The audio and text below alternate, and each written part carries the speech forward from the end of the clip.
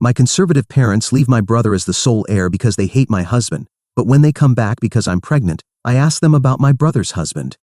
I'm a 31-year-old woman and the eldest daughter of a family that's relatively well known around here. They're not old money rich or anything like the Vanderbilts, but they are on a high social level. They've always been exactly as you'd imagine. Conservative, traditional types who believe their children's worth is measured by how good they make the family look. Everything they did was for the legacy.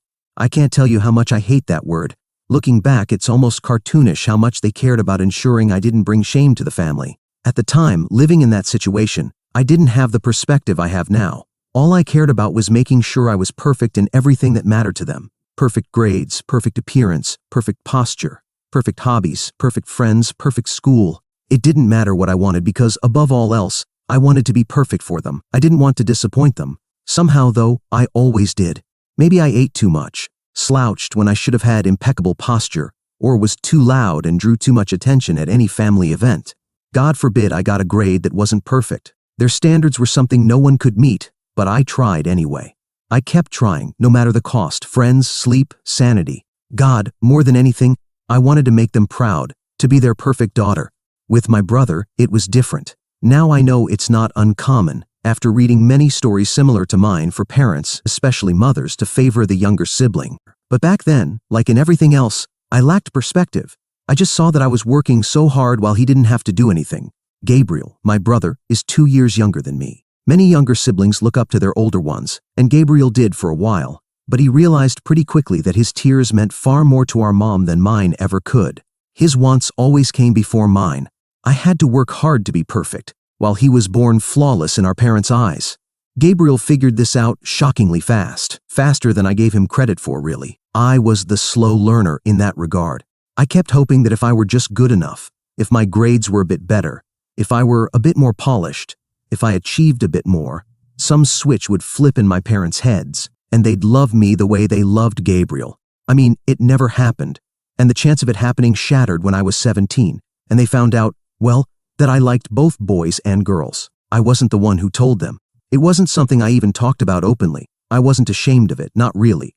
Despite how my family was, I grew up in this century, and my parents had never explicitly talked about the topic, so it wasn't something I felt ashamed of. Even so, I knew they wouldn't feel the same, and that's why I swore to never tell anyone or act on any feelings I had for someone of the same gender. I didn't tell anyone. I just kept it between the pages of my journal and me. But, wow, when they found out, their reaction was worse than I could have ever imagined. I had hidden it, thinking they'd disapprove and be disappointed, but that it wouldn't go beyond that. Sure, the thought of their disappointment was already a big enough deterrent to keep it a secret. I was right to some extent. They were disappointed and disapproved. But they also nearly threw me out of the house right then and there. I was 17, just starting my final year of high school. My whole life was ahead of me, doing exactly what would make them proud. At that moment, it felt like my world was falling apart, and it completely blindsided me. But I'd spent years trying to be the perfect daughter, and I wasn't willing to let them down, not them and not myself. I managed to talk to them and convince them that I'd never act on it, that I'd never do anything to bring them shame. I was on thin ice, but I wasn't out on the street. The next year, I spent rebuilding their trust in me. When I graduated from university with offers from the best firms in the city, I thought I had finally done it. At that point, they started introducing me to eligible young men, and my own mother told me they couldn't trust me not to run off with some silly girl. The implication hurt, but I still tried to please them. I met the men they tried to set me up with, and then I met Hugo. If you know the "I can fix her" meme, I think that's what Hugo thought when he met me. He saw all the wrong beliefs instilled in me and thought, yes, she's the one. I met him while having a bracelet of my grandmother's adjusted to fit me. He's a jeweler. It wasn't exactly love at first sight, but it was something. He taught me that love doesn't have to be demanding, and that I don't have to exhaust myself to be worthy of the love my parents wanted from me. He gave me the perspective I never had in my closed-off world, which was entirely devoted to pleasing my parents. I knew he was the man I wanted. I'm going to marry him, I thought. I believed that maybe my parents would see how happy he made me, happier than I'd ever been, and that probably, I don't know, they might look past the fact that his background didn't match the men they'd tried to set me up with. Instead, they disinherited me, leaving everything to Gabriel, and told me that if I wanted to mix with the plebs, then I wasn't their daughter. It broke me. It really broke me. Being with Hugo had given me some perspective, but much of me was still that little girl yearning for her mom and dad's approval. I didn't know who I was without it. But it's been 5 years, and I've had time to figure that out. Yes, it hurt, but being disinherited was probably the best thing that ever happened to me.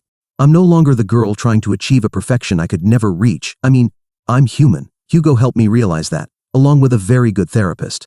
Now that I've finally moved on, my parents are trying to worm their way back into my life, as if they never threw me out of theirs. I know exactly why. They found out I'm pregnant. They probably heard it through some family friend or an uncle or aunt who hasn't been cut off yet. And honestly, I don't care how they found out. I just know I don't want them here. Yesterday, they sent me a letter. Yes, a letter. I'm surprised it wasn't delivered by a pigeon. It was an invitation to a gala hosted by my father's company, with an attached note saying they'd love to see me after so long. No mention of disinheriting me, no apology, no acknowledgement that we've been somewhat estranged for the past 5 years. Frankly, I'm furious, which I think is a sign of how much I've grown. Before, I would never have allowed myself to be angry at them, but now I am. I don't want to respond. I want to burn the letter and move on with my life. But if there's one thing I know about them, it's that they'll just send another. If they've decided they want to see me, they'll persist until they do. I want to know how I can respond to cut this off before it goes any further. So I turn to you, people of the internet. I know for a fact that half of you thrive on drama and have probably read about or lived in families worse than mine. Give me a plan of action. Update 1. I asked for a plan of action, and boy did I get plenty. Some were more nonsensical than others, and a few were outright wild, bordering on criminal or flat-out illegal. I've never posted much online before, so I didn't really understand those posts about weird private messages. But wow, I wasn't prepared for the amount of craziness that flooded my inbox after my post. Some of you are angels, and some of you really shouldn't have access to the internet. Sorry, I got sidetracked. Okay, the plan. What I decided on was a mix of suggestions from the comments and messages, as well as what Hugo and I felt was a reasonable course of action to start with, and, hopefully, finish. I reached out to Gabriel. Given what I mentioned about him in my original post, I imagine some of you might be confused or disagree with my choice, but I thought it was the easiest way to address the situation and, hopefully, put a stop to it before it escalated. It wasn't a decision I made lightly. I didn't mention this in my first post, but Gabriel is the one who outed me to our parents. He was 15 at the time, and I guess he found my journal at some point, because he had photos of the relevant entries which he showed to our parents. He was mad at me for turning down a date with an older boy from his sports team, and claimed I was making him look bad because I was his sister. So he went digging for something he could use against me. He told our parents about me, how I liked both men and women, saying that's why I had rejected the date. But the reality was, I was just too focused on my studies to have time for dating anyone. Yeah, well, that's how everything went down. But he was 15 then, and while I believed he had it easier than I did, he also grew up in that house. I've changed a lot since I left, and I heard he's now living in the UK, so maybe the distance has changed him a bit too. I didn't have his number, but I found him on Instagram through some mutual acquaintances and messaged him there. He opened it. I know because he accepted the message request, and I can see that he read it, but he didn't reply. Speaking of not replying, my parents have leveled up their attempts by sending gifts. Since I didn't respond to their letter from 2 weeks ago, they've somehow interpreted that as an invitation to start sending packages. Currently, there are 3 parcels of varying sizes sitting in my laundry room. I won't open them, though I did peek at the attached notes. Same as always, they'd love to see me soon, hope I'm doing well, and this time, even a congratulations on the pregnancy. I'll wait a few more days to see if Gabriel responds. If he doesn't, I guess I'll have to come up with a new plan of action. Update 2.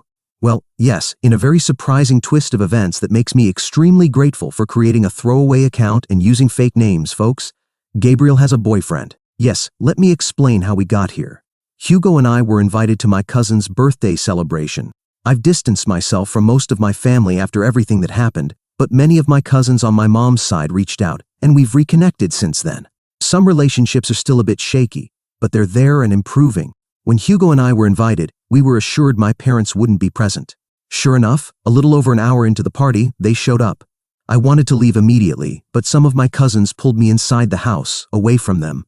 We ended up crammed in my younger cousin's room, until the coast was clear enough to leave without my parents seeing us.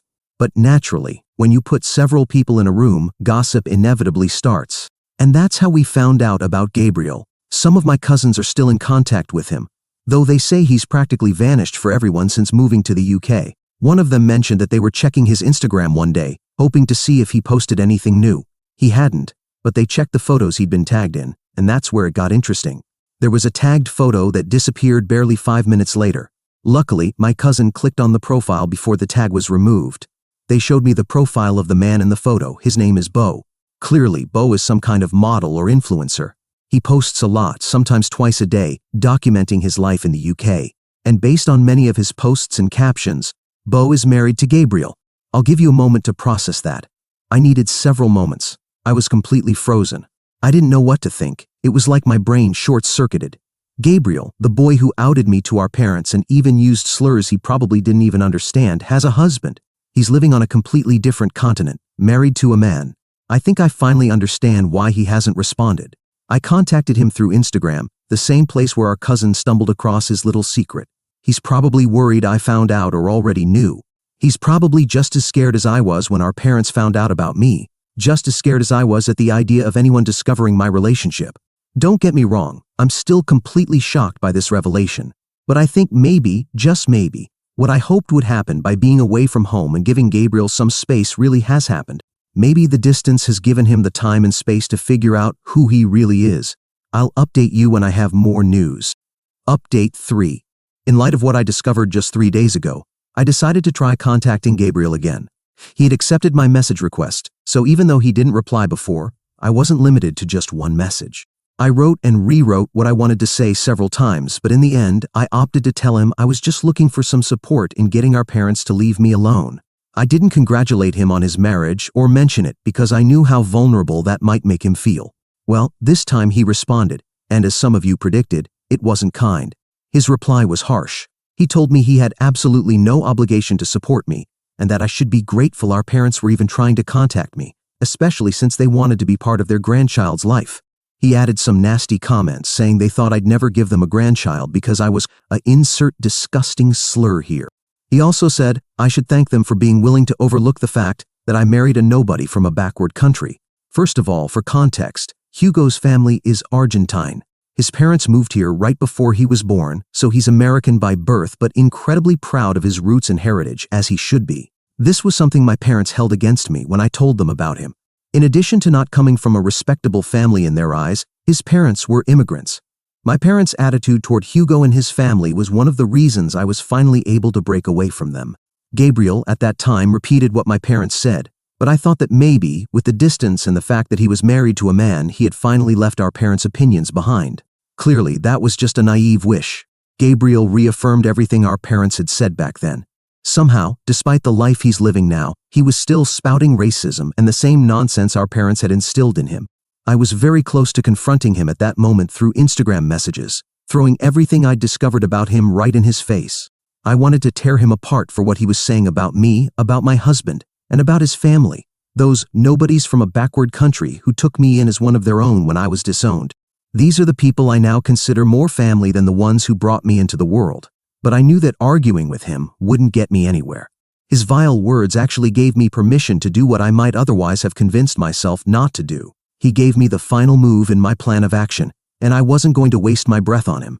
So, I'll tell you more once I've put it into action. Update 4. With my plan ready, I was prepared when my parents showed up at my door. I wasn't expecting them to come at that moment, but I did know we'd eventually cross paths at some family event, given how determined they were to see me. I didn't expect them to just show up at my door, but you know what? I was ready. It was the first time in 5 years I'd seen my parents face to face. A lot had changed. I was no longer that lost girl seeking their approval and hoping they'd like the man I loved. Now, I was older, more confident, married, and pregnant with a child I planned to raise much better than they raised me. My mother tried to hug me, but I didn't let her. Her fake sweet smile disappeared for a second, but clearly, they were determined. I asked them what they were doing at my door, and my father said they'd come to share the good news. They were so excited to be grandparents, to meet their little bundle of joy who would continue the family legacy. They asked if I would invite them in, and I asked why they would want to come into the home I share with my husband, the man they disapproved of so much they disowned me for marrying him. My mother said they weren't there to talk about old issues, that they were willing to let it go, as if they were granting me some kind of forgiveness. They wanted to talk about the future, about the new members of the family who would soon arrive. I responded that they hated the father of my child. Apparently hate was too strong a word. My father said he could even grow to like my husband for the baby's sake, of course. Well, you remember the plan, right? It wasn't so much a plan as a bomb I was waiting to detonate. My parents said they were willing to grow to like my husband. Well, tough luck for them, because we weren't willing to put up with their nonsense for even one more second. So I told them I hoped they liked Gabriel's husband more, as he'd be the only son-in-law they'd have. And then I slammed the door in their faces. As someone who wasn't even allowed to slam a door while growing up, let me tell you, it was incredibly satisfying. Did I just out my brother? Yes, I did. Did I ignore all the frantic knocking from my parents during the half hour they spent outside my door demanding answers? Also yes. And no, I don't care about the morality of it, and I still don't. I was planning to leave it there, buried, done, and move on with my life. But then Gabriel started sending me messages full of more and more verbal abuse. That's when I made another decision. I took screenshots of every message he sent, every nasty word, and I posted everything on Instagram. I tagged his husband, Bo. At some point, I'd wanted to contact Bo directly, but his account didn't allow messages from random accounts. This was the best I could do. It took 8 hours for one of Bo's followers to see my post. Shortly after that, the comments started pouring in. Bo posted an Instagram story saying he was more than shocked and horrified by the messages revealed between his husband and his sister-in-law, and that he would be taking time off social media to process and deal with the situation. Guys, if his eccentric profile is any indication of how he might react, I don't think he's going to take it well that his husband spewed all that rhetoric, especially after discovering Gabriel outed me, which I also included in the long description of my post. Honestly, I don't think I'll post another update after this. I feel like I've said what I needed to say. I know my decision on how to handle all this will raise some eyebrows, but for those who helped me get here, thank you. Update 5. After my last update, I really expected to be torn apart. I knew what I did would be controversial, especially on the internet, and that many people wouldn't agree with my decisions, particularly with the Instagram post. The moment I posted the update, I logged out of this account and made sure I wouldn't get any email notifications. However, I was pleasantly surprised to see a fair amount of support when I logged back in later. I didn't expect anyone to support the evil sister who outed her brother, but here we are. I guess we all have a bit of wickedness in our hearts, right? I think both sides will want to know why I logged back in. Bo messaged me directly, completely out of the blue, unprovoked, and totally unexpected. But when I read what he wrote, it wasn't hostile. To summarize, here's the gist. After I made the post, one of Bo's followers found it. Pretty much everyone who followed or knew him started pressuring him to leave Gabriel. According to Bo, it was pretty intense. Obviously, he took the whole situation very seriously, but was also conflicted about just leaving the man he loved. I don't blame him for that. This really hit him like a ton of bricks. He was angry, hurt, and confused, and it was all happening while his followers were demanding blood. Still, he knew he had to do something. So he gave Gabriel an ultimatum. Either renounce the inheritance and cut ties with his parents, or Bo would leave him. Gabriel chose his inheritance. That broke Bo's heart, and obviously he wasn't going to stay with a man who chose money and an idiotic family over him. Now, here comes the part that's going to anger half of you, and the rest will probably find it incredibly satisfying. My parents disinherited Gabriel anyway. They claimed it was because he hid such a big secret from them, and that their trust in him was shattered. But we all know the truth. It's because they're bigots and don't approve of his lifestyle. Either way, Gabriel is now without his precious inheritance and in the process of getting a divorce. For those wondering, no, I haven't let my parents back into my life. Since the last update, they've tried. I have no doubt they'll keep trying, but I don't care. I have my family and they are not a part of it. They can find an heir and grandchildren elsewhere. Update 6. If you're here reading this new update, it's because, although I thought everything was over, the repercussions of what happened with my family continue to echo like an endless drama. I've learned a lot from my cousins, and other things I've seen because they've gone public. So, if you're ready to follow along with this chaos, I hope you're in the mood to read, because this is what's been happening. To start with, Gabriel's relationship is no longer a secret. Friends, family, acquaintances of my parents, everyone knows. In a normal world, this wouldn't be a problem. It'd be something most people would find irrelevant. The kind of thing where someone might say, "Oh, did you hear who came out recently? Oh, that's nice, pass me the butter." But in my parents' world, it's worse than any domestic tragedy you could imagine. Worse than stubbing your pinky toe on the edge of the bed. They, with their archaic and traditionalist views, can't process it for what it is, an opportunity to change, evolve, and show tolerance. Instead, as expected, they're devastated. Because their small, conservative, pristine world has been shaken, and now the people, their golf buddies, business partners, and the entirety of their elite social circle, know the truth. A truth they would have preferred to keep buried in the darkest corners. My cousins told me that Gabriel, after being disinherited, tried to reach out to them. I guess in his desperation, he thought there might be reconciliation or, more likely, that he could reclaim his inheritance. But as expected, my parents rejected him without hesitation. The rumor within the family is that they don't want someone like him, and I won't repeat the exact homophobic slur they've used, to take over the family business or the fortune. They don't care that Gabriel is their son. For them, what matters is the image, the surname, and above all, maintaining their facade of conservative perfection. And here's where things get really interesting. Gabriel, after being rejected, decided to do the unthinkable. He posted on social media, officially coming out. But not just that. In his post, he explained how he had been oppressed for years, how he had lived under the yoke of parents who didn't accept him for who he was. It was a public vent that exploded like a bomb. Obviously, it hit my parents like a bucket of cold water. They're used to being conservative, but always privately, without having to expose themselves publicly. Sort of like being closeted, but in reverse.